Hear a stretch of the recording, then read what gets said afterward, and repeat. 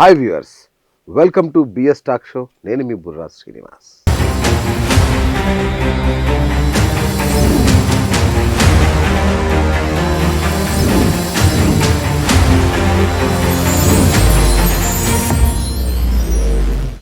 హిజ్రాలు, ట్రాన్స్జెండర్లు సమాజం నుంచి వెలివేయబడి సమాజానికి దూరంగా, అంటే సభ్య సమాజానికి దూరంగా బతికే మనలోని మనుషులు, వారిని థర్డ్ జెండర్ అని, తృతీయ ప్రకృతి అని పిలుచుతూ వారిని పూర్తి నిరాదరణకు గురి చేస్తున్న సమాజం. అయితే ఈ మధ్య కాలంలో కొంత పరిస్థితుల్లో మార్పు వస్తుంది. వాళ్ళు కలెక్టర్లు అవుతున్నారు, వాళ్ళు పోలీసులు అవుతున్నారు, రకరకాల హోదాల్లో ఉన్నా ఇప్పటికీ మనకు రోడ్డు పక్కన లేదంటే షాపుల్లో వచ్చి దౌర్జన్యాలు చేస్తూ ఇబ్బంది పడుతూ ఉన్న వాళ్ళని మనం చూస్తూనే ఉన్నాం. ఈ నేపథ్యంలో శుభవార్త ఏంటంటే రేవంత్ రెడ్డి గారు ప్రకటించారు, వాళ్ళని ట్రాఫిక్ కానిస్టేబుల్స్ లాగా, హోమ్ గార్డ్స్ లాగా చేద్దామని. అట్లాగే వారి కోసం జిల్లాకు ఆసుపత్రి కూడా అనౌన్స్ చేశారు. ఇది నిజంగా వాళ్ళ జీవితాల్లో అతిపెద్ద శుభ పరిణామం అని చెప్పొచ్చు. ఎందుకంటే సమాజం నుంచి ఎంత నిర్లక్ష్యం, ఎంత నిరాదరణ, ఎన్ని అవమానాలు, ఎన్ని దౌర్జన్యాలను ఎదుర్కొంటారో మనకు తెలుసు. నాకు చాలా దుఃఖం కలిగించిన విషయం ఏంటంటే వాళ్ళు చనిపోతే ఎవరికీ కంటపడకుండా కాల్చేస్తారట. అలాగే వాళ్ళు చనిపోతే ఎవరు కూడా బాధపడరంట. ఓ, నరకం నుంచి విముక్తి కలిగింది అని సంతోషపడతారట అందరూ. అంటే మానవ జన్మ ఎంత ఉత్కృష్టమైందో, హిజ్రా జన్మను వాళ్ళు ఎంత నరకంగా భావిస్తారో ఈ ఒక్క ఉదాహరణ చాలు. ఇదే భావోద్వేగం, ఇదే బాధను అనుభవించిన ఒక అద్భుతమైన రచయిత వాళ్ళ కోసం ఒక మంచి పుస్తకం రాశారు, తృతీయ ప్రకృతి అని.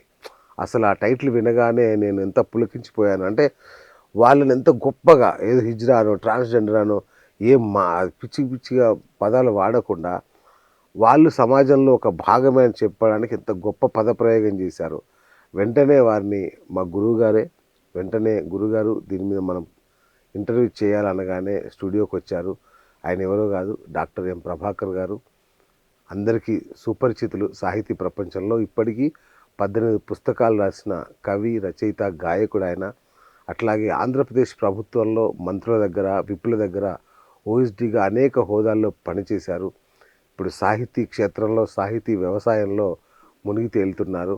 మరి తాజాగా ఈ తృతీయ ప్రకృతి అనే అద్భుతమైన పుస్తకం అసలు చదువుతుంటే మనం భావోద్వేగానికి గురవుతాం. ఓ మై గాడ్, నిజంగా వీళ్ళ జీవితం ఇంత దారుణమా, ఇంత నరకమా అనే ఒక మనకి అయ్యో వాళ్ళ పట్ల ఒక సానుభూతి, వాళ్ళు మనలాంటి వాళ్ళే ఒక అద్భుతమైన భావన మాత్రం ఖచ్చితంగా కలుగుతుంది ఈ పుస్తకం చదివితే. సో ఆ అనుభూతుల్ని మీతో పంచుకోవాలి. అసలు వాళ్ళ గురించి మనకు చాలా విషయాలు తెలీదు. ఆ విషయాలు మీతో పంచుకోవడానికి ఇవాళ ప్రభాకర్ గారిని స్టూడియోకి ఆహ్వానించాం. గురుగారు నమస్తే. నమస్కారం. ఎలా ఉన్నారు గురుగారు? చాలా సంతోషం గురుగారు. నిజంగా ఇట్లాంటి ఒక గొప్ప పుస్తకం అది చదివిన తర్వాత, అంటే మీ రఫ్ కాపీ చదివాను నేను, నిజంగా మూవ్ అయ్యా నేను. అంత బాగుంది పుస్తకం. అంటే మీరు మామూలుగా నాకు తెలిసిన రాజన్న కవి వారసుడు, అద్భుతమైన కవిత గానాలు, మీదంతా సరస శృంగార మంచి సాహిత్యం ఉంటుంది మీ దగ్గర. ఇట్లా అంటే సడన్గా హిజ్రాల గురించి రాయాలనే థాట్ మీకు ఎందుకు వచ్చింది అసలు? నేను చూసిన మొట్టమొదటి సినిమా నర్తనశాల అనేటువంటి సినిమాలో రామారావు గారు బృహన్నల వేషం వేశారు. చాలా అద్భుతమైనటువంటి ఒక సాంగ్ దాంట్లో మనం వింటాం. అవును. దాని తర్వాత దాసనారాయణ గారు తీసినటువంటి సినిమా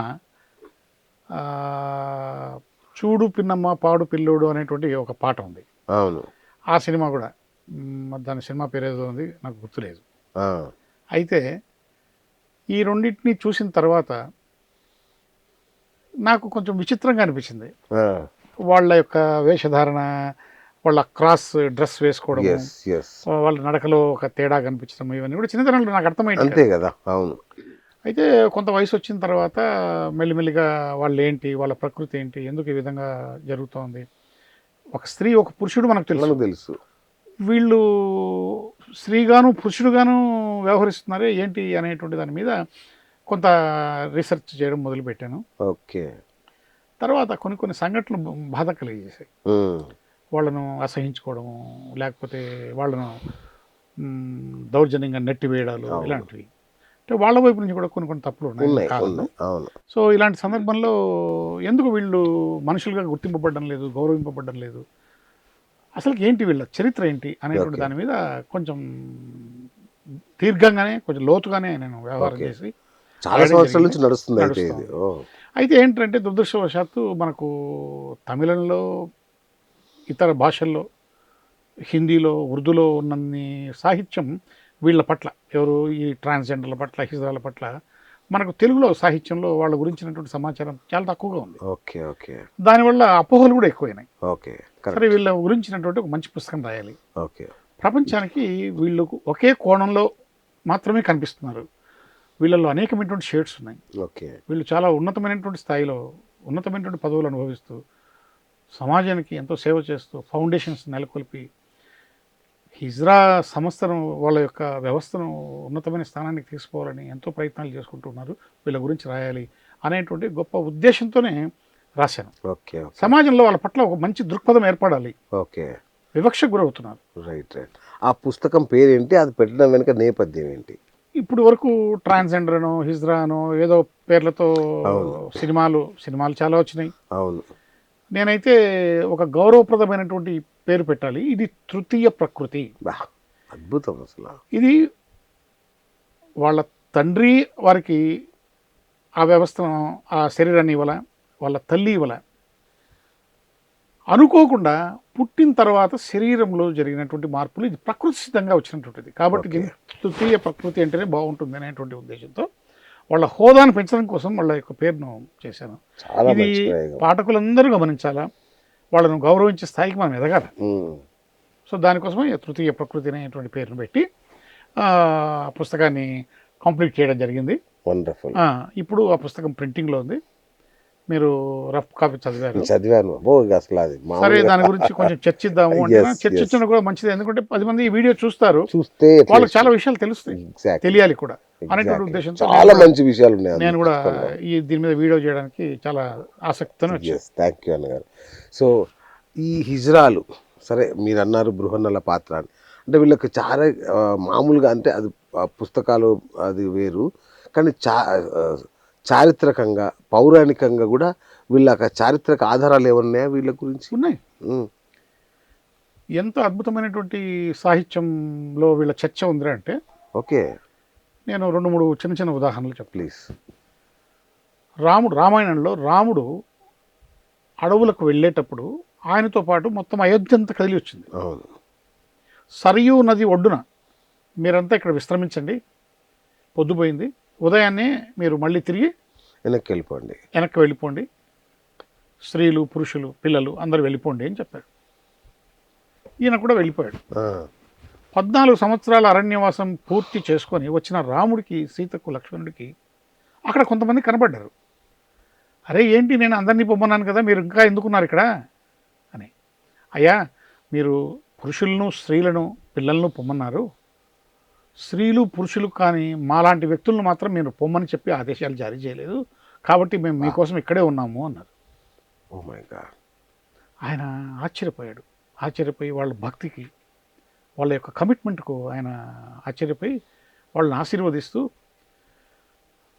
మీ ఆశీర్వాదాలు పెళ్ళిళ్ళలో, ప్రసవాల్లో, బారసాలల్లో, శుభకార్యాలకు మీ యొక్క ఆశీస్సులు అందరికీ అందజేయబడతాయి, మీ ఆశీస్సుల వల్ల వాళ్ళు కోరుకున్నటువంటి కోరికలు నెరవేరబడతాయి అని వాళ్ళకు ఒక వరం ఇచ్చాడు. సో దానివల్లే ఇప్పుడు వీళ్ళ ఆశీర్వాదాలను చాలా మంది కోరుకుంటారు. ఈ విషయం తెలిసిన వాళ్ళు, తెలియని వాళ్ళు ఏమనుకుంటారు, వాడేంది, వాడు ఆశీర్వాదం ఏదా అని అనుకుంటారు. అది చాలా పొరపాటు. తరువాత మహాభారతంలో ఊర్వశి అర్జునుడిని శపిస్తుంది ఆమెతో కలవడానికి రాకపోతే. ఆ శాపం మూలాన అర్జునుడు అరణ్యవాసంలో చివరి సంవత్సరం అజ్ఞాతవాసంలో ఆ శాపాన్ని అనుభవించి బృహన్నలుగా ఆయన స్త్రీ వేషధారణ, అంటే నపుంసక వేషధారణలో విరాటరాజు కొలువులో ఆయన ఉంటూ ఉత్తరకు డాన్స్, నృత్యం, ఇవన్నీ సంగీతం నేర్పించాడు. అదొకటి.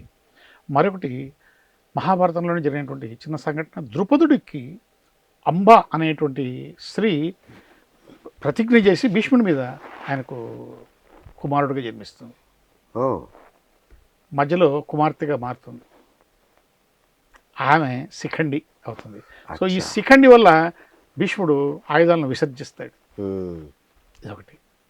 ఇకపోతే మొఘల్స్ చరిత్రలో అల్లావుద్దీన్ ఖిల్జీ అని ఒక చక్రవర్తి దగ్గర మాలిక్ కాఫర్ అనే ఒక హిందువు, మాలిక్ కాఫర్ అనేటువంటి హిందువు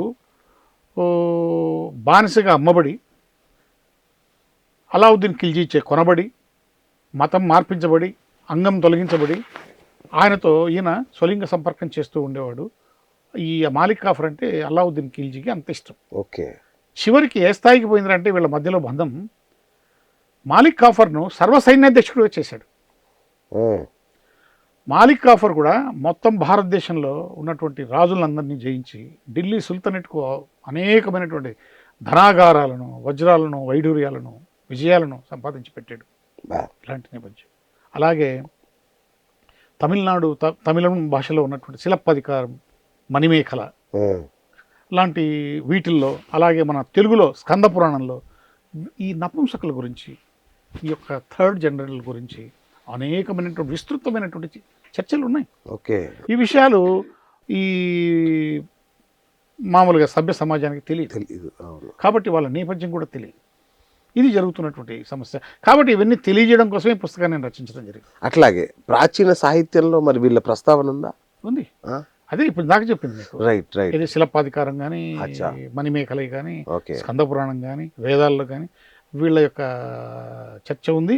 at the same time Konark temple శిల్పాల్లో ఈ నపుంసకుల శిల్పాలు కూడా ఉన్నాయి. అవునా? చూస్తే ఆశ్చర్యం వేస్తుంది. అసలు సాక్షాత్తు వీళ్ళను అర్ధనారీశ్వరులుగా కొలుస్తారు. కరెక్ట్. శివుడిగా కొలుస్తారు. పురుషుని శరీరంలో ఈ భాగమంతా, రైట్ భాగమంతా కూడా, కుడి భాగమంతా పురుషుడు, ఎడమ భాగమంతా స్త్రీకి సంబంధించింది. కానీ ఇది బ్యాలెన్స్డ్గా ఉంటుంది. కానీ ఈ నపుంసకుల దగ్గరికి వచ్చేసరికి వాళ్ళ శరీరంలో మొదట పురుషుడి స్వభావంతో వాళ్ళు జన్మించబడి మధ్యలో అది తగ్గించబడి స్త్రీ స్వభావం పెరుగుతుంది. ఓకే. సో వాళ్ళు బేసిక్గా పురుషులు, తర్వాత స్త్రీలుగా మారుతారు. కాబట్టి వీళ్ళను అర్ధనారీశ్వరి తత్వం, అర్ధనారీశ్వరుడిగా భావిస్తారు. అందుకే వారి యొక్క ఆశీస్సులకు అంత గౌరవం. తెలిసిన వాళ్ళకు, తెలియని వాళ్ళకు వాళ్ళేం ఆశీస్సులు ఇస్తారు అని అనుకుంటారు. రైట్. అట్లాగే ఈ హిజ్రాలకి ఆధ్యాత్మిక జీవితం ఉంటుందా? ఎందుకు లేదండి. మనకు రోడ్ల మీద కనిపించిన హిజ్రాలే మనం చూస్తాం కాబట్టి వాళ్ళ వెనుక ఉన్నటువంటి ఇంకొక కోణం మనకు తెలియదు. ఓకే. వాళ్ళు ప్రతి అమావాస్య పార్వతీదేవిని పూజిస్తారు. ఓకే. అలాగే ప్రతి పౌర్ణమికి పూజలు చేస్తారు. నవరాత్రులలో 10 రోజులు వాళ్ళు ఉపవాసం ఉండి ఒక పూటే భోజనం చేసి సౌందర్యలహరి, చండీ సప్తసతి, అలాగే అమ్మవారి యొక్క మంత్రాలు పఠించుకుంటూ అద్భుతమైనటువంటి ఆధ్యాత్మికమైనటువంటి జీవితాన్ని వాళ్ళు అనుభవిస్తారు. జాగరణ చేస్తారు. శివరాత్రి రోజు జాగరణ చేస్తారు. 10 మందికి భోజనం పెడతారు. చాలా నిష్టగా ఉంటారు. ఆ రోజులలో వాళ్ళ ఆశీస్సులకు ఇంకా కొంచెం బలం ఉంటుంది. ఓకే. ఓకే. వాళ్ళు చాలా ఆధ్యాత్మికమైనటువంటి జీవితం అనుభవిస్తారు. ఓకే. అంటే వీళ్ళ కోసం ప్రత్యేకంగా ఆలయాలు కానీ, దివ్యక్షేత్రాలు కానీ ఏమన్నా ఉంటాయా? వీళ్ళకి సపరేట్ దేవుళ్ళు అట్లా ఉంటారా? మన దేవుళ్ళనే కొలుస్తారా? క్షేత్రాలు కూడా ఉన్నాయి. ఇప్పుడు ఫర్ ఎగ్జాంపుల్ గుజరాత్ రాష్ట్రంలో వీళ్ళకు ఒక అద్భుతమైనటువంటి క్షేత్రం ఉంది. అక్కడ అమ్మవారి పేరు బహుచారమాత. బహుచారమాత. ఓకే.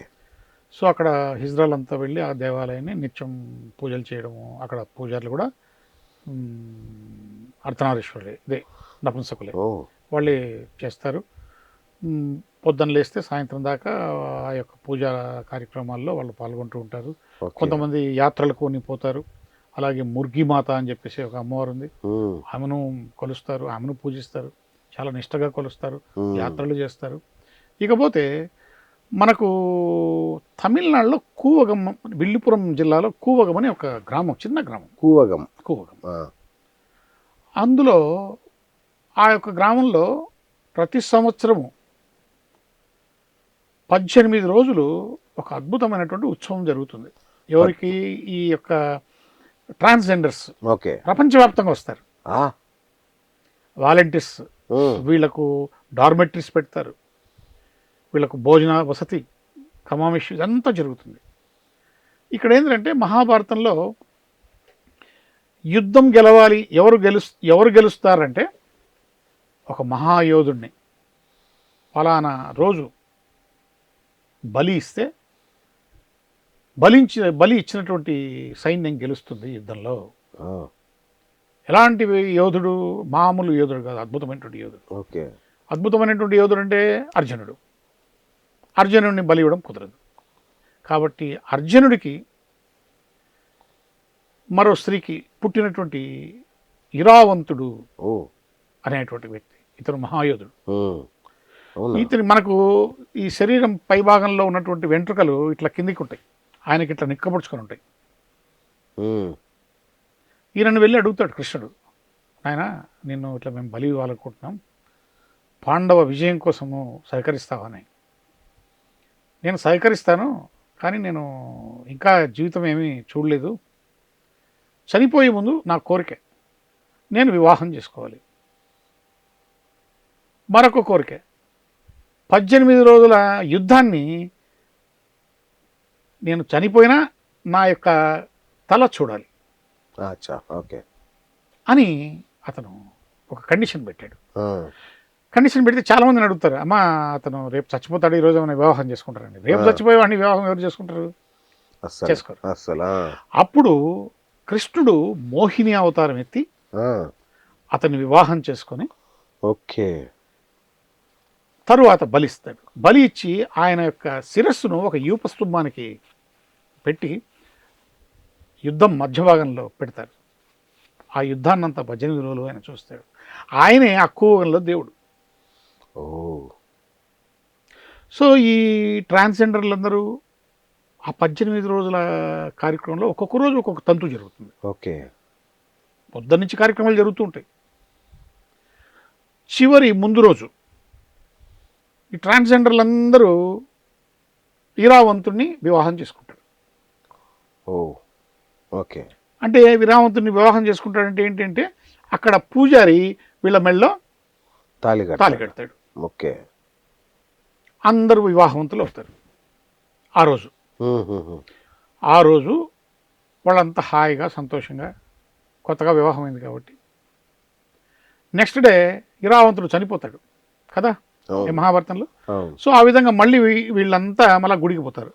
గుడికి పోయినప్పుడు ఆ పూజారి ఒక కొడవలిని తిప్పి ఆ కొడవలితో వీళ్ళ మంగళసూత్రాన్ని కట్ చేసి గాజులు పగలగొట్టేసి నుదుటి మీద ఉన్నటువంటి కుంకుమ వీటిని తొలగిస్తాడు.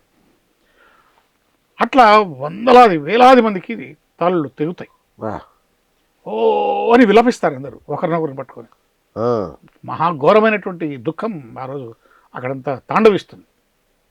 ముందు రోజు ఏ విధమైనటువంటి ఆనందం సంతోషం తాండవిస్తుందో ఆ రోజు ఇంకా భయంకరమైనటువంటి దుఃఖం ఏరులై పారుతుంది.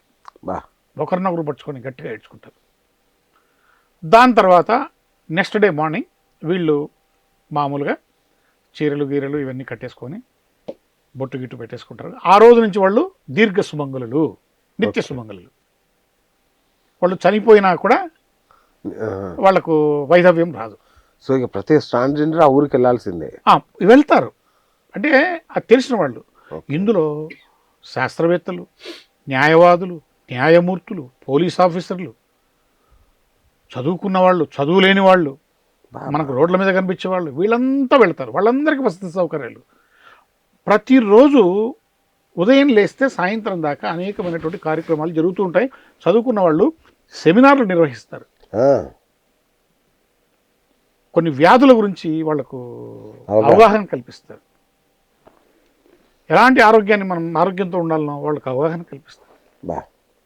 అట్ ది సేమ్ టైము చివరి రోజు తర్వాత ఆ 18వ రోజు ఈ బ్యూటీ కాంటెస్ట్ పెడతారు.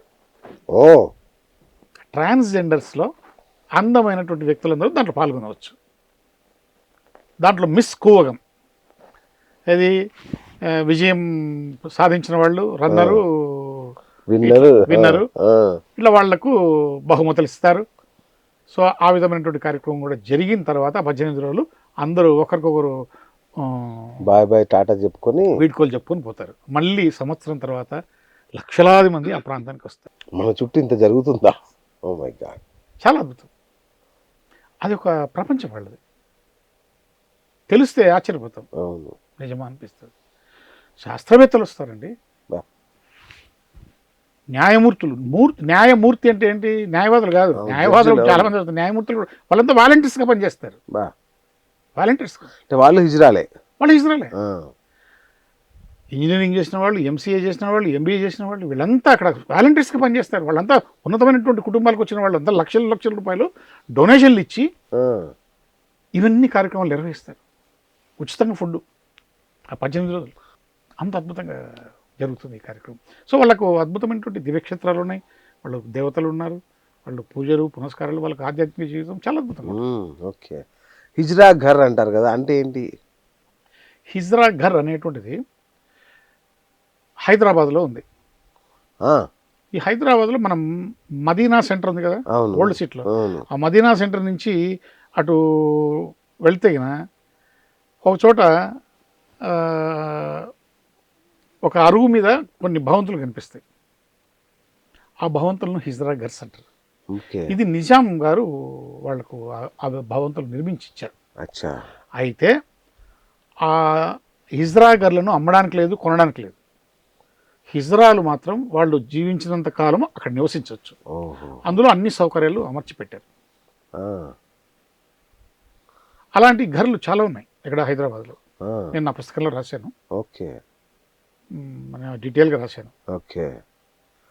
సో హిజ్రాల యాచక వృత్తి ఇప్పుడు మనం చూస్తున్నాం. హిజ్రాలు ఎంత మనల్ని ఎంత వేధిస్తుంటారు ఈ రోడ్ల మీద, లారీల దగ్గర. పాత రోజుల్లో కూడా ఇలాగే ఉండేదా, ఇలా ఉండేదా? పాత రోజుల్లో అంటే మనకు చరిత్రాత్మకంగా అయితే 1948 నుంచి వాళ్ళ యాచక వృత్తి గురించి మనకు నమోదైంది చరిత్రలో. ఓకే. వాళ్ళు అప్పుడు ఏం చేసేవాళ్ళు అంటే, అప్పుడు హిజ్రాల సమూహాలు చాలా తక్కువగా ఉండేవి. ఓకే. వాళ్ళది ఒకే సమూహం ఉండేది. తక్కువ మంది జనాభా హిజ్రాలు ఉండేవారు. ఓకే. ఒకే సమూహం ఉండేది. ఆ సమూహం ఇప్పుడు ఇది ఉంది, ఇది మన నిలోఫర్ హాస్పిటల్. అవును, నిలోఫర్ హాస్పిటల్ ఒకప్పుడు అది ప్రసూతి కేంద్రం. ఇప్పటికీ అదే అనుకుంటా ప్రసూతి కేంద్రం. ఇప్పుడు ఏముందో తెలియదు నాకు. అదే ప్రసూతి కేంద్రం. అదే. సో హిజ్రాలంతా అక్కడికి వెళ్ళేవాళ్ళు, ప్రసవించిన వాళ్ళ అడ్రస్లు తీసుకునేవాళ్ళు. వాళ్ళు కూడా వీళ్ళు వస్తే వాళ్ళకి అడ్రస్లు ఇచ్చేవాళ్ళు. సో ఆడపిల్ల అయితే మగపిల్లవాడైతే 5 రూపాయలు, ఆడపిల్ల అయితే 2 రూపాయలు తీసుకునేవాళ్ళు. వాళ్ళు ఇళ్ళకి పోయి ఆశీర్వాదం చేసేవాళ్ళు. ఒక సేరు బియ్యము, అంత కందిపప్పు, అంత అది ఇది ఇచ్చి వాళ్లకు ఒక పాత పట్టు చీర ఇచ్చి ఆశీస్సులు అందజేసుకొని పోయేవాళ్ళు. సో ఆ విధంగా చాలా సాంప్రదాయబద్ధంగా ఉండేవి అప్పుడు. ఓకే. ఈ మాదిరి ఉధృతంగా లేదు. ఓకే. ఇప్పుడు ఏమైపోయిందంటే 1948 తర్వాత హిజ్రాలు 2 గ్రూపులు అయినాయి. ఓకే. 2 గ్రూపుల తర్వాత ఇప్పుడు ఏమైపోయినాయంటే వాళ్ళను లాలన్లు, లస్కర్లు అంటారు. లాలన్ గ్రూప్ ఒకటి, లస్కర్ గ్రూప్ ఒకటి, 2 గ్రూపులు ఉన్నాయి. వాళ్ళల్లో వాళ్ళకు ఏదో అభిప్రాయ భేదాలు వచ్చో, సిద్ధాంతపరమైన భేదాలు వచ్చో, మొత్తానికి వాళ్ళు మళ్ళీ చీలిపోవడం జరిగింది. నాకు తెలిసిన మటుకు ఇప్పటికీ దాదాపు ఒక 20 గ్రూపులు ఉన్నాయి. అచ్చా, ఏది ఒక హైదరాబాద్లోనా మొత్తం దేశవ్యాప్తంగా? హైదరాబాద్లోనే ఒక 20 గ్రూపులు ఉన్నాయి. ఓ మై గాడ్. సో ఈ గ్రూపులు ఏం చేస్తారంటే ఈ ప్రాంతాన్ని మొత్తం హైదరాబాద్ ప్రాంతాన్ని జోన్స్గా విభజించి వాళ్ళు ఈ జోన్ నాది, ఈ జోన్ నాది, ఈ జోన్ నాది అని చెప్పేసి వాళ్ళు పంచుకొని ఆ జోన్లో వాళ్ళు మాత్రమే యాచక వృత్తి చేయాలి అనేటువంటి నిబంధన పెట్టుకుంటారు. అవును, వాళ్ళ షాప్లో వాళ్ళ పేరు రాసిపోతారు. ఇక వీళ్ళు రాస్తే దాంట్లో కూడా ఏముందంటే ఆ గ్రూప్ వాళ్ళైనా కూడా ఒక కమ్యూనిటీ అయినా కూడా వాళ్ళంతా కలిసి ఒక లాలన్ కమ్యూనిటీ అనుకో. లాలన్ కమ్యూనిటీలో కూడా కొన్ని సమూహాలు ఉంటాయి. ఓకే. ఇది 5 మంది 10 మంది ఇట్లా గ్రూప్. అవును. సో ఆ 10 మంది గ్రూపు పోయి అక్కడ వాళ్ళకు సంబంధించినటువంటి ఏరియాలోనే యాచక వృత్తి చేసి ఆశీస్సులు అందజేసి డబ్బులు తీసుకొని అక్కడ సిగ్నేచర్ చేస్తారు. అప్పట్లో పాతకాలంలో 7 సిగ్నేచర్లే ఉండేవి, అంటే 7 గ్రూపులే ఉండేవి. ఇప్పుడు 20 గ్రూపులు అయినాయి, 20 సిగ్నేచర్లు. బా, అంటే ఒకే కమ్యూనిటీ ఒకటే, ఒకే ఏరియా, ఆ ఏరియాలో వాళ్ళు మాత్రమే, కానీ సమూహాలు పెరిగినాయి, గ్రూపులు పెరిగినాయి. అంటే 5 మంది 10 మంది ఇట్లా వాళ్ళు ఆ ఏరియాలో, అంటే వీళ్ళు వచ్చిన తర్వాత మళ్ళీ అదే గ్రూప్కి చెందిన వాళ్ళు మళ్ళీ పోకూడదు. సో అట్లా 20 సమూహాలు అయిపోయినాయి, 20 సిగ్నేచర్లు పెరిగినాయి. ఈ వ్యవస్థ చాలా కాంప్లికేటెడ్ గా ఉంది. రైట్. వీళ్ళకి ఏమైనా స్మారక చిహ్నాలు ఉంటాయా? ఉంది స్మారక చిహ్నం వీళ్ళకు. ఢిల్లీలో ఈ స్మారక చిహ్నం ఒకటి ఉంది. అచ్చా. హిజ్రాల్ను ఖననం చేసేటువంటి ప్రదేశం అది. ఓకే. అది లోడీ సామ్రాజ్యంలో, లోడీల సమయంలో అక్కడ స్మారక చిహ్నం పెట్టారు.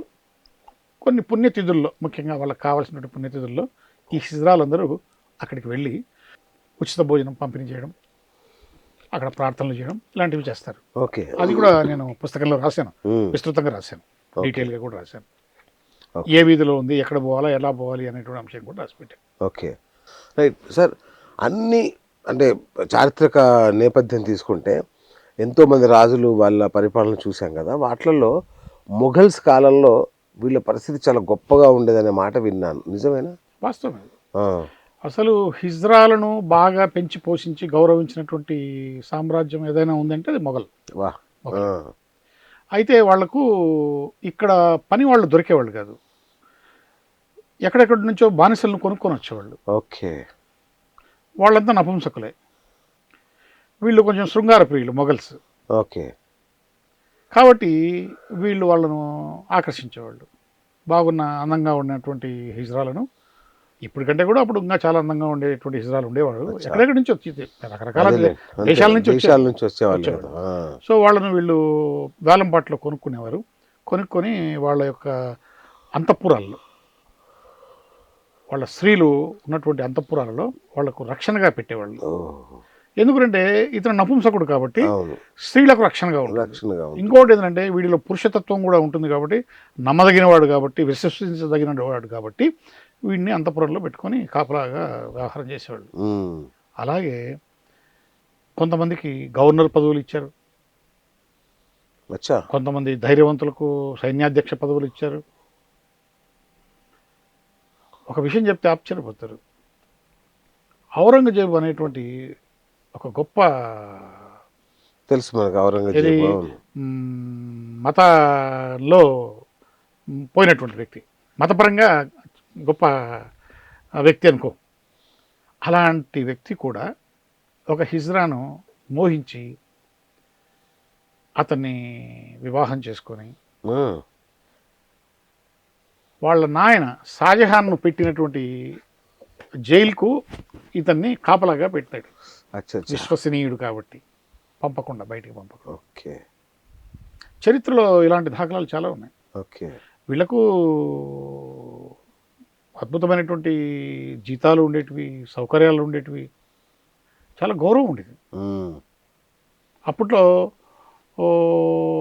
ఇంట్లో పని చేసేవాళ్ళు, ఇది మన వంట పని చేసేవాళ్ళు, వాళ్ళల్లో కూడా అంటే చదువుకోని హిజ్రాలు, కేవలం ఆ పని మాత్రం తెలిసినటువంటి హిజ్రాలకు ఆ వంట పని మాత్రం ఇచ్చేవాళ్ళు. ఆ వంట చాలా జాగ్రత్తగా చేసేవాళ్ళు. వాళ్ళు ఇక్కడ క్రాస్ డ్రెస్ వేసుకునేవాళ్ళు, టోపీ కూడా పెట్టుకునేవాళ్ళు, ఇది బొచ్చు టోపీ, కాళ్ళకు ఇది కళ్ళకు కాటుకు పెట్టుకునేవాళ్ళు. వాళ్ళను వీళ్ళు వంట చేస్తారని ఈజీగా గుర్తుపట్టచ్చు. సో ఆ విధమైనటువంటి ఐడెంటిఫికేషన్ ఉన్నది. అయితే హిజ్రాలు పరిస్థితి పతనం కావడానికి కారణం ఏంటంటే బ్రిటిషర్లు. ఓకే. బ్రిటిషర్లు వచ్చిన తర్వాత వాళ్లను క్రిమినల్ ట్రైబ్స్గా ఒక ఐడెంటిటీ ఇచ్చి ఒక చట్టాన్ని చేశారు. ఓకే. వాళ్ళ మీద లేనిపోని అభాండాలు వేశారు. ప్రపంచం దృష్టిలో వాళ్లను ఒక దొంగలుగా, నేరస్తులుగా చిత్రీకరించారు. అవును. సో అప్పటి నుంచి వాళ్ళ జీవితం అస్తవ్యస్తంగా తయారైపోతూ వచ్చింది. రైట్. అంటే గురూజీ గారు, నేను ఈ మధ్య అక్కడ చదివే పేపర్లో ఈ నపుంసకుల జనాభా ప్రతి సంవత్సరం 40,000-50,000 పెరుగుతుందనే మాట విన్నా. వాస్తవం. అసలు ఈ దేశంలో ఇప్పటివరకు ఎంతమంది ఉన్నారు? ఏమన్నా లెక్కలు ఉంటాయా వీటికి? ఉన్నాయి. అవునా? ప్రపంచవ్యాప్తంగా నాకు తెలిసిన మటుకు 5 లక్షల మంది జనాభా, 5 లక్షల పైనే ఉన్నారు ఓ, ప్రపంచ జనాభా. ప్రపంచంలో. ఓకే. ప్రపంచంలో మన దేశంలో అయితే ఉత్తరప్రదేశ్లో జనాభా ఎక్కువ. ఓకే. తర్వాత నెక్స్ట్ ప్లేసు మన ఈ 2 తెలుగు తెలుగు రాష్ట్రాలు. రాష్ట్రాలు. అవునా? దాదాపు 50 నుంచి 1,00,000 మంది దాకా ఉంటారు. ఓకే. వీళ్ళ జనాభా ఎందుకు పెరుగుతూ వస్తుందంటే 2011 జనాభా లెక్కల ప్రకారం తీసుకుంటే ఆ, 2024కు దాదాపు అప్పటికి ఉన్నటువంటి జనాభా కంటే ఇప్పుడు జనాభా 10% పెరిగింది. ఓకే. దానికి కారణం ఏంటంటే ఈ జంటలు, వివాహం చేసుకున్నటువంటి జంటలు ఏవైతే ఉన్నాయో ఓకే. వాళ్ళు తీసుకున్నటువంటి ఆహారము, వాళ్ళు తీసుకున్నటువంటి మెడిసిన్, అచ్చా. వాళ్ళు అనుభవిస్తున్నటువంటి జీవన సరళి, దీనివల్ల ఈ హార్మోన్ ఇంబ్యాలెన్స్ వల్ల వీళ్ళ కడుపుల్లో ఇలాంటి నపుంసకులు పుట్టడానికి చర్యలు జరుగుతున్నాయి. ఓ, ఇది గమనించడంలే వాళ్ళు. ఓకే. ఎంత బాధేస్తుందంటే వాళ్ళకి సంబంధం లేదు. ఇద్దరు పెళ్లి చేసుకుంటే వాళ్ళకి పుట్టారు. అవును. ఒకడు మగపిల్లడు పుట్టాడు, ఒక ఆడపిల్ల పుట్టింది. తర్వాత ఒక ట్రాన్స్జెండర్. ఒక ఒక అబ్బాయి పుట్టాడు. వాడు అందరితో పాటు మనిషే. He's not alien. అతను ఈ భూమి మీద మనతో పాటు కలిసి పుట్టినటువంటి వ్యక్తి. కరెక్ట్. తల్లిదండ్రులకు కాళ్ళు లేడనుడు పుట్టినా కూడా నా కొడుకు అని చెప్పేసి ప్రేమగా చూసుకుంటారు. అవును. గుడ్డి పిల్ల పుట్టినా కూడా నా కూతురు అని చెప్పేసి ప్రేమగా చూసుకుంటారు. మతి తప్పిన పిల్లను కూడా నా కూతురు అని చెప్పేసి ప్రేమగా చూసుకుంటారు. అవును. ట్రాన్స్జెండర్ను మాత్రం చూసుకోలేదు, యాక్సెప్ట్ చేయరు. అవును. అలాంటి పరిస్థితుల్లో తెలియకుండానే ఏ 11 సంవత్సరాలకు 12 సంవత్సరాలకు వీళ్ళ శరీరాల్లో కొన్ని మార్పులు వస్తాయి. ఓకే. పాపం వాళ్ళకు కూడా తెలియదు. బా. ఎవరికి చెప్పాలని అర్థం కాదు. ఎవరికి చెప్పినా అసహించుకుంటారు, కోపగించుకుంటారు. తల్లిదండ్రులకు చెప్దామా, మీకు అసలు- తంతారు. అవును. దారిలో స్కూల్కి పోతే కన్నా ఆడపిల్లలు లేరు, కూర్చోబుద్ధి అవుతుంది. అవును. వాళ్ళ మాదిరి అలంకరించుకోబుద్ధి అవుతుంది. కానీ చేయలేరు. వాళ్ళ మాదిరి పూలు పెట్టుకోవాలనిపిస్తుంది, ఆ డ్రెస్సులు వేసుకోవాలనిపిస్తుంది. ఎవరు చెప్పుకోవాలి ఇవన్నీ? బా. 4 మార్పు జరుగుతుంది అని ఎవరికి చెప్పుకోవాలి? ఉమ్. అసలు వీటి మీద అవగాహన లేదు తల్లిదండ్రులకు.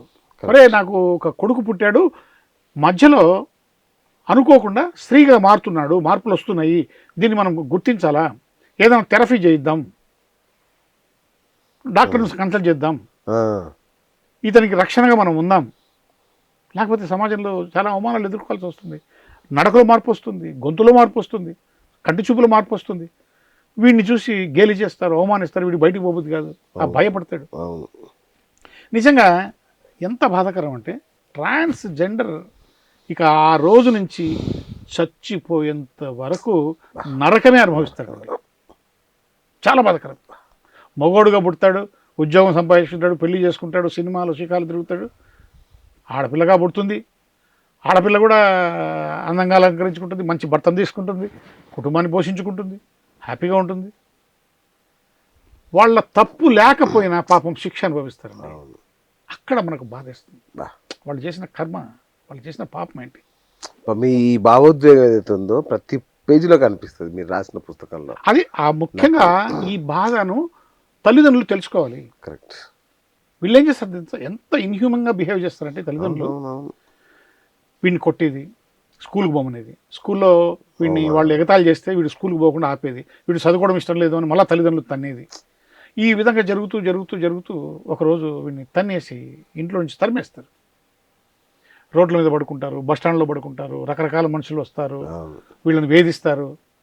రౌడీ నా కొడుకులు, రౌడీ ముండా కొడుకులు, వీళ్ళంతా ఏం చేస్తారంటే నాజుగ్గా ఉంది కదా, మోపిల్లోడు కదా అని చెప్పేసి అబ్యూస్ చేస్తారు. అవును. వీటిని తట్టుకోలేక ఆ కమ్యూనిటీలోకి పోవాలని ప్రయత్నం చేస్తారు. ఓకే. ఓకే. మధ్యలో అర్ధాంతరంగా చదువు మానేస్తారు. అంతే.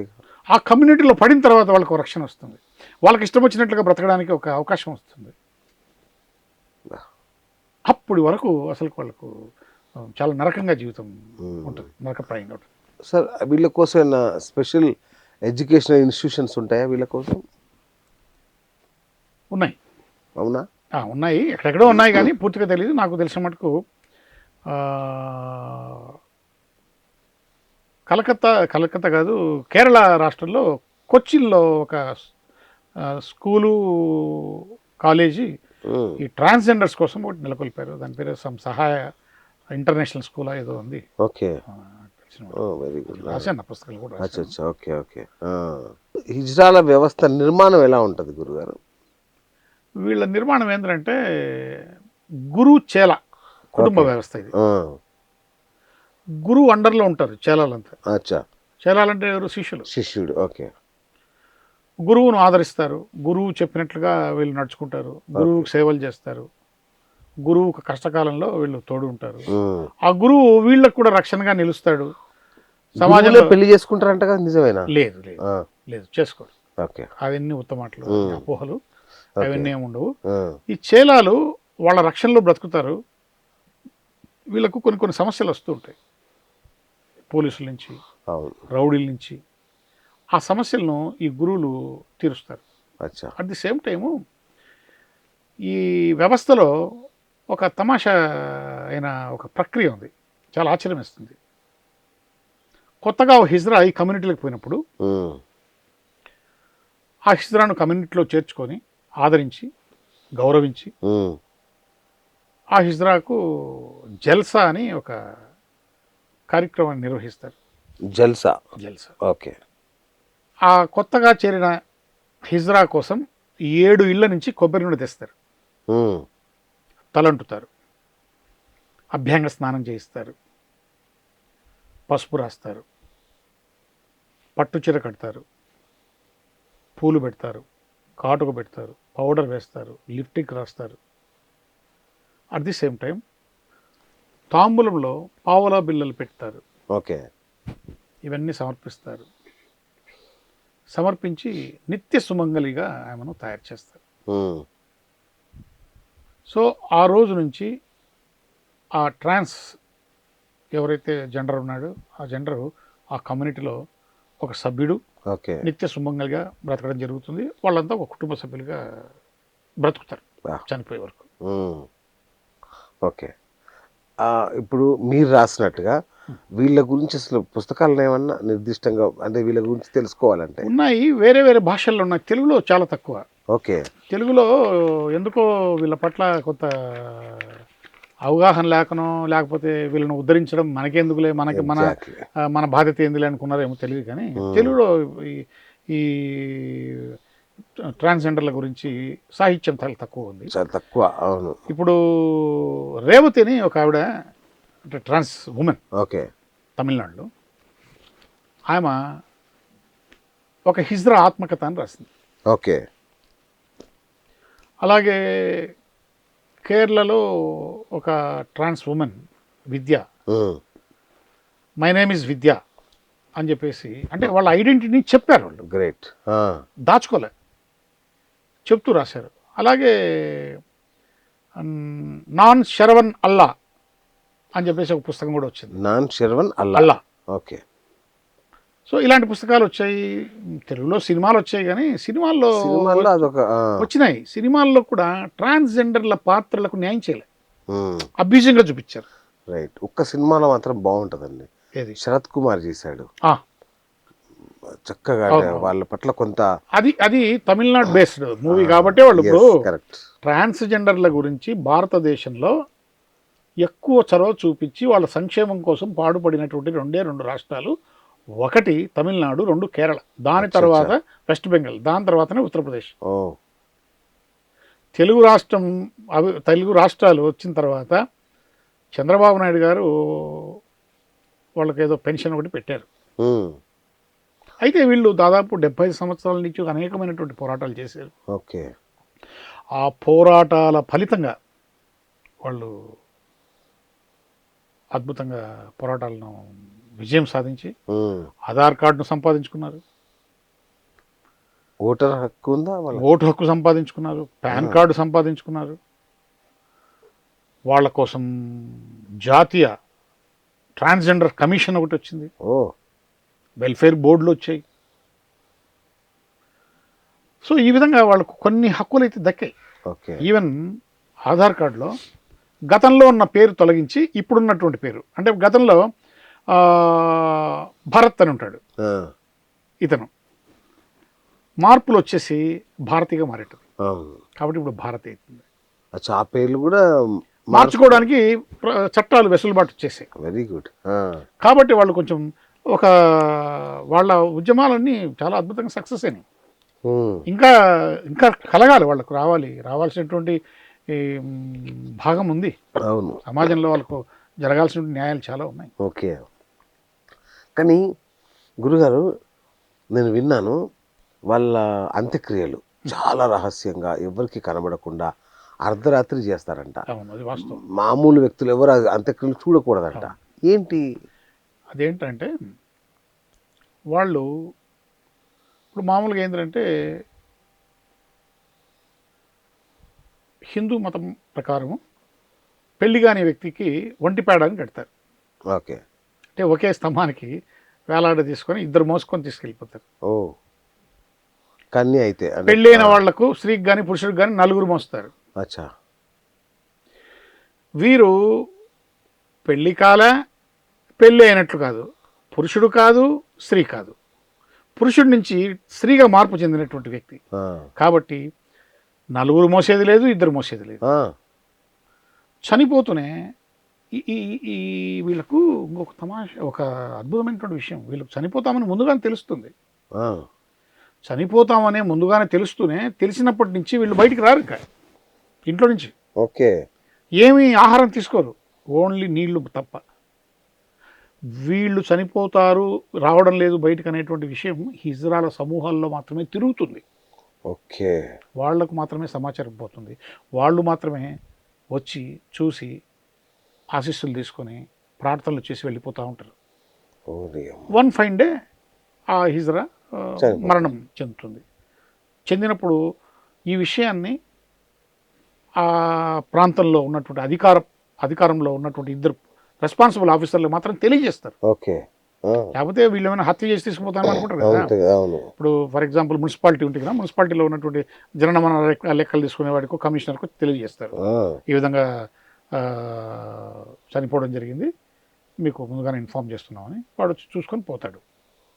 అది వాతావరణాన్ని, శవాన్ని చూడరు, శవాన్ని ఎవరు చూడరు, ఎవరిని చూసేదానికి ఇది హిజ్రాలు తప్ప.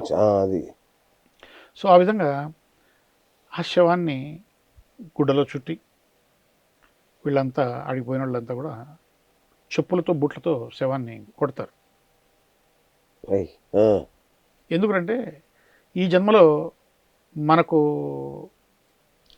కర్మానుసారం ఈ ఘోరమైన జీవితం దక్కింది, మరణించిన తర్వాత మళ్ళీ ఈ జీవితం పునర్జన్మలో మళ్ళీ మనం నపుంసకులుగా పుట్టకూడదు, మనము స్త్రీగా కానీ పురుషుడుగా కానీ మాత్రమే పుట్టాలి అనేటువంటి ఒక ఆచారం ప్రబలంగా ఉంది. కాబట్టి వాళ్ళు ఆ యొక్క శరీరాన్ని అవమానిస్తారు.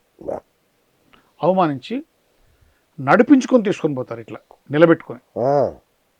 ఇక్కడ ఒకరు మోయరు, నడిపించుకొని అర్ధరాత్రి అందరూ నిద్రపోయిన తర్వాత తీసుకొని పోయి ఖననం చేసి ఎవరికి తెలియకుండా వాళ్ళు వచ్చేస్తారు. వచ్చిన తర్వాత 10 రోజులు ఉపవాసం ఉండి ప్రార్థనలు చేస్తారు మరణించిన ఆ యొక్క హిజ్రా గురించి.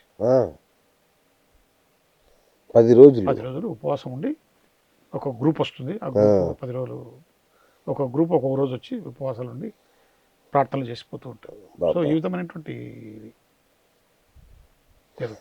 మరి ఈ హిజ్రాలో చదువుకునే వాళ్ళు ఎక్కువ మంది ఉన్నారా? ఎందుకు లేరండి, అద్భుతంగా చదువుకునే వాళ్ళు ఉన్నారు. అసలు ఈరోజు రేపు చూస్తే మనకు బయట కనిపించి యాచక వృత్తిలో ఉన్న వాళ్ళ కంటే కూడా ఉన్నతమైన చదువుకున్న వాళ్ళ శాతమే ఎక్కువ వీళ్ళలో. నీకు నేను నా పుస్తకంలో రాశాను వాళ్ళందరినీ గురించి. ఒక ఆవిడ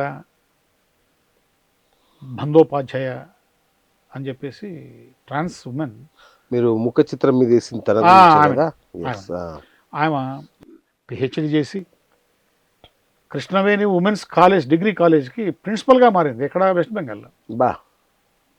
ఇంకొక ట్రాన్స్ ఉమెన్ జోయితా మాండల్. ఓకే. ఇంట్లో నుంచి బయటకు వచ్చి బస్ స్టాండ్లలో పడుక్కొని అడుక్కొని పాత్రలు తోమి హోటళ్ళలో పనిచేసుకుంటూ బ్రతికినటువంటి వ్యక్తి మెల్లిగా ఒక చిన్న ఆసరా దొరికితే ఈ సమూహంలో చేరి దూర విద్యలో ఆమె చదువుకొని లా పాస్ అయ్యి చివరికి ఆమె న్యాయమూర్తి అయింది, జడ్జి అయింది. ఎక్కడ అడుక్కో తినడము, ఎక్కడ న్యాయమూర్తి. ఒక ఆవిడ దీనికి పోయింది, ఏది పోలీస్ ఎగ్జామినేషన్ పోతే ఈ మనం పురుషుల్లో పెట్టాలన్నా స్త్రీలో పెట్టాలన్నా పెద్ద ప్రశ్న వచ్చింది. ఓకే, ఆమె సెలెక్ట్ అయింది, మరి సెలెక్ట్ అయింది, అన్ని దానిలో సెలెక్ట్ అయింది. ఉద్యోగం కోసం వచ్చేసరికి ఈ సమస్య వచ్చింది. ఆమె కోర్టును ఆశ్రయిస్తే తమిళనాడులో ఈమె పురుషుడుగా పుట్టింది వాస్తవమే, కాబట్టి ఇది స్త్రీగా మారిపోయింది.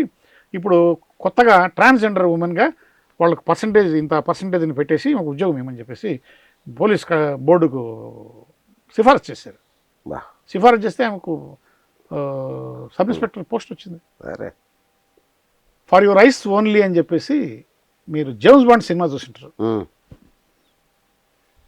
దాంట్లో ఒక లేడీ బాండ్ ఉంది 007, పొడవాటి కాళ్ళతో చాలా అందంగా బికినీ డ్రెస్లో మనకు కనిపిస్తుంది ఆ సినిమా చూస్తే. ట్రాన్స్జెండర్ దేవుడా. ఆమె ఆ సినిమాలో లేడీ బాండ్ కరోలినా కెప్సీ అని. ఆమె పాపం అవమానాలు ఎదుర్కొంది, బాధలు పడింది, మోడలింగ్ చేసింది, సినిమాలో హీరోయిన్గా వచ్చింది. దేవుడా. ఏది ఒక వరల్డ్ వైడ్ సినిమాలో ఒక ట్రాన్స్జెండర్ ఉమెన్గా బికినీ డ్రెస్లో నటించి అందరినీ ఆశ్చర్యపరిచిందంటే తమాష కాదు, మామూలు విషయం కాదు. చాలా నిజంగా ఆశ్చర్యమిస్తుంది. ఇంతకు గురుగారు ఈ వీళ్ళ జనాభా పెరుగుతుందా తగ్గుతుందా? అంటే ఇప్పుడు చెప్తే కదా వీళ్ళ వ్యవహార అలవాట్ల వల్ల పెరుగుతుంది కదా, అదే నేను చెప్పా కదా. అయితే జనరేషన్లు మారే కొద్దీ ఈ యాచక వృత్తి అనేటువంటి తగ్గుతూ పోతుంది. వీళ్లకు చట్టాలు వస్తాయి, ఇంకా హక్కులు వస్తాయి. ఈ హక్కులు చట్టాలు రావడంతో తల్లిదండ్రులే వాళ్ళని యాక్సెప్ట్ చేసి నాకు ఒక కొడుకు, ఒక కూతురు మరియు ఒక ట్రాన్స్జెండర్ కూడా ఉన్నారు అనే స్థాయికి తల్లిదండ్రులు వస్తారు, రాకుండా పోరు, రావాలి, వాళ్ళు వస్తారు. అప్పుడు ఈ యాచక వృత్తి లాంటివన్నీ పోతాయి. వీళ్ళు ఇంట్లో చదువుకుంటారు, వాళ్ళ తల్లిదండ్రుల ప్రోత్సాహంతో వాళ్ళు ఉద్యోగాలు చేసుకుంటూ మర్యాదగా గౌరవప్రదంగా జీవిస్తారు. ఒకప్పుడు పతివ్రత అనే పదం బాగా వినపడేది. ఎక్కడైనా ఉందా పతివ్రత? అట్లాగే హిజ్రా అనే పదం కొంతకాలానికి కనపడదు. వెరీ గుడ్, మంచి విషయం చెప్పారు. వాళ్ళు గౌరవంగా జీవించే స్థాయికి వస్తారు, మారుతాయి, వాళ్ళకు అవకాశాలు వస్తాయి, హక్కులు వస్తాయి, చట్టాలు వస్తాయి. వాటిని వాళ్ళు సద్వినియోగం చేసుకుని వాళ్ళు కూడా మంచిగా జీవించాలని కోరుకుంటారు. అందులో వీళ్ళకి రాజకీయపరమైన రిజర్వేషన్లు ఉన్నాయి, అద్భుతమైనటువంటి రిజర్వేషన్లు అయితే లేవు. కానీ రాజకీయంగా షబ్నం మౌసి అని మొట్టమొదట ఒక ఆవిడ ఎమ్మెల్యే అయింది మధ్యప్రదేశ్ నుంచి. తర్వాత బాంబే నుంచి పోటీ చేసిన వాళ్ళు ఉన్నారు, తర్వాత మేయర్ అయిన వాళ్ళు ఉన్నారు, తర్వాత ఎంపీ అయిన వాళ్ళు ఉన్నారు, మినిస్టర్ అయిన వాళ్ళు ఉన్నారు. అది ఒక పెద్ద నాంది. అయితే వాళ్ళకు పొలిటికల్ రిజర్వేషన్ అయితే లేదు, రావాలి. అంతెందుకు, ఇప్పుడు మీకు హైదరాబాద్లో కూడా ఒక అమ్మాయి పేరు చంద్రముఖి అని ఒక ట్రాన్స్ ఉమెన్ ఉంది. అమ్మాయి చాలా చదువుకుంది, బాగా ఉన్నతమైనటువంటి చదువులు చదువుకుంది. ఒక ఎమ్మెల్యే వాళ్ళ బంధువు కూడా అట్లా, నాకు తెలియదు అన్ని విషయాలు. ఏపీలో ఒక ఎమ్మెల్యే బంధువు అమ్మాయి బాగా చదువుకుంది, ఉన్నతమైనటువంటి ఫౌండేషన్ ఏదో పెట్టింది, వాళ్ళ కమ్యూనిటీ వాళ్ళ కోసం, వాళ్ళ హక్కుల కోసం ప్రయత్నం చేస్తోంది, బాగా కష్టపడుతోంది. ఆ అమ్మాయి గోషామహల్ ఎమ్మెల్యేగా పోటీ చేసి ఓడిపోయింది. అవును. సో ఇప్పుడు వీళ్ళంతా కూడా ముందుకు వస్తున్నారు, వాళ్ళ ఐడెంటిటీని చెప్పుకుంటూ ఎస్ ఐఎమ్ ట్రాన్స్జెండర్ అని చెప్పుకుంటూ బయటకు వస్తున్నారు, హక్కుల కోసం పోరాటం చేస్తున్నారు. మనం వెల్కమ్ చేయాలి, స్వాగతించాలి. 100%. మరి వీళ్ళకి ఉద్యోగాల రిజర్వేషన్ ఉన్నాయా? ఉద్యోగాలు 2% రిజర్వేషన్ అయితే ఉంది, దాన్ని పెంచాలి. ఎక్కడ అంటే అన్ని రాష్ట్రాల్లో ఉందా? అంటే నేషనల్ లెవెల్లో ఉంది. దాన్ని వీళ్ళు ఎంత సద్వినియోగం చేసుకోవడం. ఓకే, వీళ్ళకి ఇదే బాగుందేమో. అంటే తెలిసిన వాళ్ళు సద్వినియోగం చేసుకుంటున్నారు. వాళ్లకు వాళ్ళ తల్లిదండ్రులు సహకరించడము, పక్కన స్నేహితులు వాళ్ళు వీళ్ళు చెప్పడం, దాని ద్వారా కొంచెం ముందుకు పోతున్నారు. అయితే వీళ్ళు చాలా మంది ఎక్కువగా ఈ ట్రాన్స్జెండర్స్ అంతా కూడా దూర విద్యలోనే డిస్టెన్స్ ఎడ్యుకేషన్ చేస్తున్నారు. ఎందుకంటే కాలేజీకి వెళ్తే మళ్ళీ అవమానాలు, ఇవన్నీ అవమానాలు కాదు, వీళ్ళకు తెలియదు పాపం. వాళ్ళు కూడా మన మాదిరి మనుషులు, ఈ భూమి మీద నివసించారు, వాళ్ళు ఏలియన్స్ కాదు.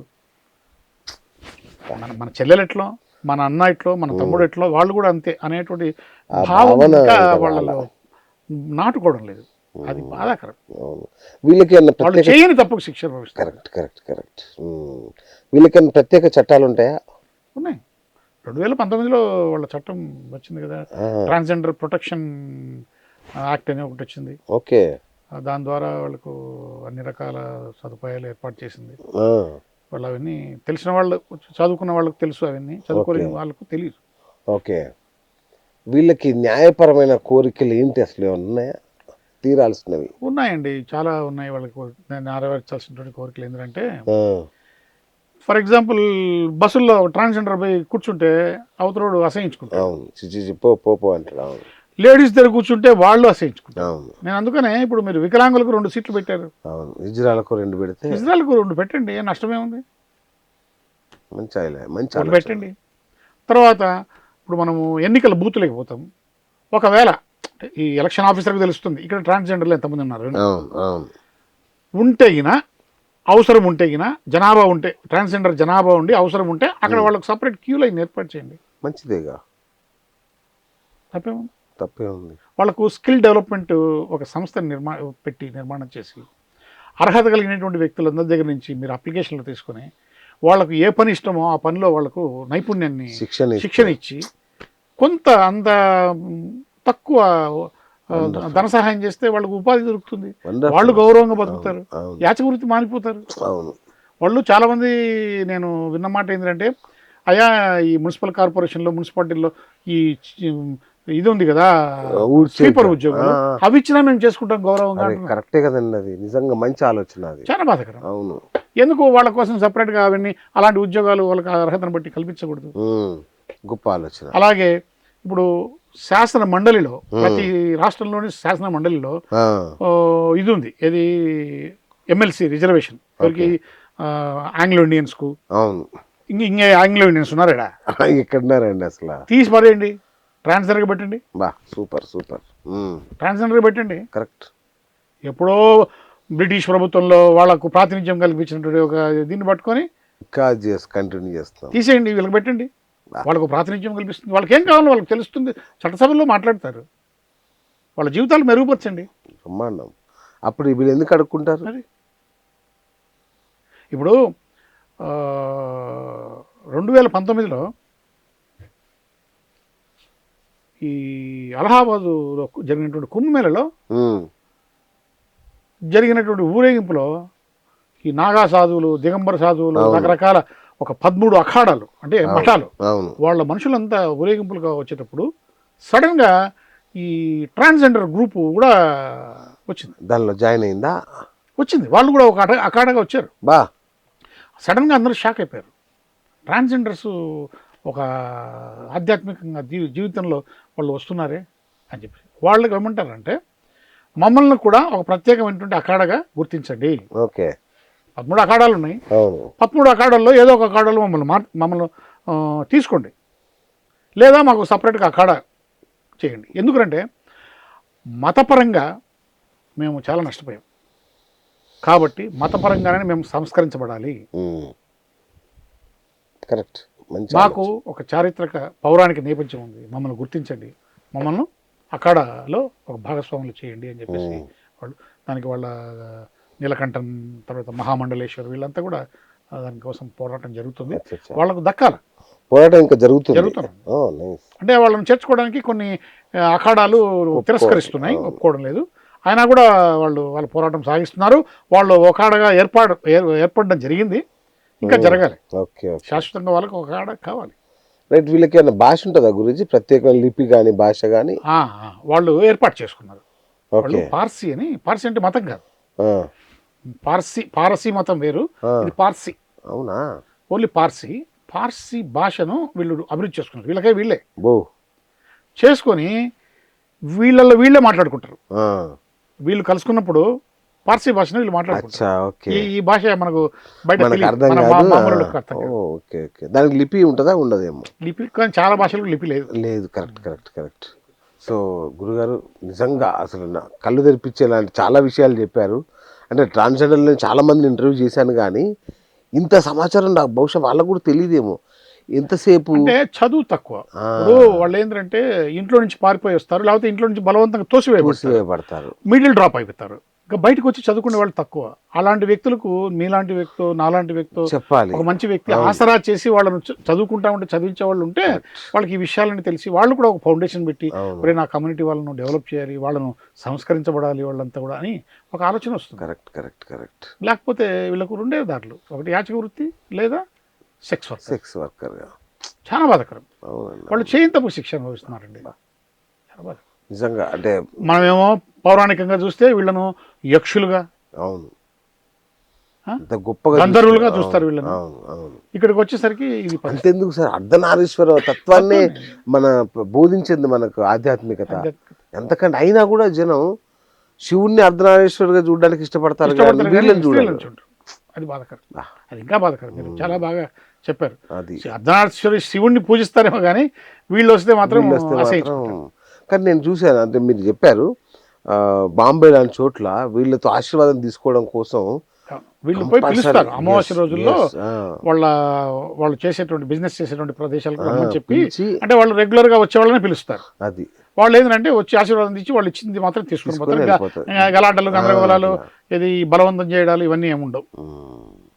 దీంట్లో ఇంకొక పార్శ్వం కూడా ఉంది. ఇప్పుడు నాకు తెలిసిన మటుకు ఈ బీహార్, అస్సాం, బెంగాల్ ప్రాంతాల్లో నుంచి కొంతమంది సోమరిపోతులు ఈజీగా బతకాలనుకున్న వాళ్ళు ఇక్కడికి వచ్చి, హైదరాబాద్కి వచ్చి స్త్రీ వేషంలో డూప్లికేట్ ఈ చోట ఇది 4 కూడలలో యాచక వృత్తి చేస్తుంది. కానీ అట్లా చేసుకోవడానికి వీల్లేదు. ఎందుకంటే ఆల్రెడీ హిజ్రాల యొక్క ఈ ప్రదేశాలను పంచుకుంటాయి. కానీ వీళ్ళు ఏం చేస్తున్నారంటే అనుమతి కోసం వీడు 1000 రూపాయలు సంపాదిస్తే పర్ డే 200 రూపాయలు వీళ్ళ దీదీకి ఇస్తారు, గురువుకి ఇస్తారు. గురువుకు ఏంది 10 మంది 200 ఇస్తే ఎంత అవుతుంది? 10 2 20, 2000 వస్తుంది. ఇంట్లో కూర్చొని 2000 సంపాదించడం ఈజీ కదా. అప్పుడు నెలకి ఎంత అవుతుంది? 60,000 వస్తుంది. ఏ సాఫ్ట్వేర్ సంపాదిస్తున్నాడు? సో దానికోసము ఈ డూప్లికేట్ వాళ్ళను వాళ్ళు ప్రోత్సహిస్తున్నారు. ఇవి తగ్గించాలి. అంటే ఈ యొక్క హిజ్రాల కమ్యూనిటీలోనే వాళ్ళు కూర్చొని మన కమ్యూనిటీకి గౌరవప్రదంగా జీవించాలంటే ఏమేమి తీసుకోవాలి జాగ్రత్తలు అని చెప్పేసి వాళ్ళు మాట్లాడుకొని వ్యవహారం చేసుకోవాలి. తీసుకోకపోయినా త్వరలో చట్టాలు వస్తాయి. ఈ మాఫియాను ఉక్కుపాదంతో అణిచివేస్తుంది. ఇజ్రాయల్కి మంచి రోజులు వస్తాయి. కరెక్ట్, నిజంగా మంచి రోజులు వచ్చినట్టు కనబడుతుంది నాకు. ఎందుకంటే ఇవాళ రేవంత్ రెడ్డి గారు ప్రకటించినవన్నీ చూస్తుంటే వాళ్ళ కోసం హాస్పిటల్స్ అన్ని, వాళ్ళకు ఉద్యోగాల్లో గ్రౌండ్ లెవెల్లో ఉద్యోగాలు అనేది నాకు మంచిగా అనిపించింది. నేను నా పుస్తకాన్ని మీకు ఇస్తాను, మీ ద్వారా రేవంత్ రెడ్డి గారికి చేర్చండి. ఖచ్చితంగా చేరుస్తాను. నేను వాళ్ళకు న్యాయమైన కోరికలు ఏవైతే చెప్పానో పుస్తకంలో నిజంగా హిజ్రాలో కూడా తెలియని అద్భుతమైన విషయాలని పుస్తకంలో ప్రతి హిజ్రా కాదు, ప్రతి మామూలు పౌరుడు కూడా ఈ పుస్తకం చదవాలి. ఆయన మొత్తం పుస్తకం చదవకపోయినా పర్వాలేదు, వాళ్ళ గురించి పాఠ్యాంశం ఒక పాఠంలో వాళ్ళు ఏంటి అనేటువంటిది పెట్టాలి. పెడితే చిన్నప్పుడే తెలుస్తుంది. వాళ్ళ పట్ల సమాజంలో ఒక భయం, ఆందోళన ఉంటుంది కదా, అది తొలగిపోతుంది. వాళ్ళ పట్ల గౌరవం దక్కుతుంది. అందుకనే మీరు గౌరవ ముఖ్యమంత్రి గారికి ఖచ్చితంగా అందజేస్తాను. వాళ్ళ యొక్క హిజ్రాల న్యాయమైన కోరికలు ఏవైతే ఉందో ఆ ఒక్క పేజీ చదవన్నా. రైట్, లేదు మనమే వెళ్ళి నేను వెళ్ళి ఇచ్చేసేద్దాం. తప్పనిసరిగా అవకాశం వస్తే ఇంకా మహాభాగ్యం. తప్పకుండా ఇవ్వాలి. ఎందుకంటే ఆయన వాళ్ళ కోసం ఎంతో చేస్తున్నాడు కాబట్టి ఈ పుస్తకం చాలా ఉపయోగపడుతుంది. ఆయనకు ఒక మంచి అద్భుతమైనటువంటి ఒక విజన్ ఉంది, వయస్సు ఉంది, ధైర్యం ఉంది, చేయగలుగుతాడు ఏ పనినైనా నిర్భయంగా, ధైర్యంగా. మీరు పాత మిత్రులేగా ఆయన, మీరు అంటే బాగా తెలిసిన వారు. నేనంటే బాగా ప్రేమ, ఆయనంటే కూడా నాకు చాలా గౌరవం. కలవాలనుకుంటున్నాం కానీ ఎక్కడ వీలు పడలేదు. ఇప్పుడు కొత్తగా అవకాశం వస్తే తప్పనిసరిగా, ఒకవేళ ఈ వీడియో ద్వారా నాకు ఏదైనా పిలుపు వస్తే కూడా సంతోషంగా నేను వెళ్ళి ఆయనకు ఈ పుస్తకాన్ని ఇచ్చి నమస్కారం పెట్టుకొని వస్తాను. వండర్ఫుల్ గురుగారు, నిజంగా మంచి చర్చ.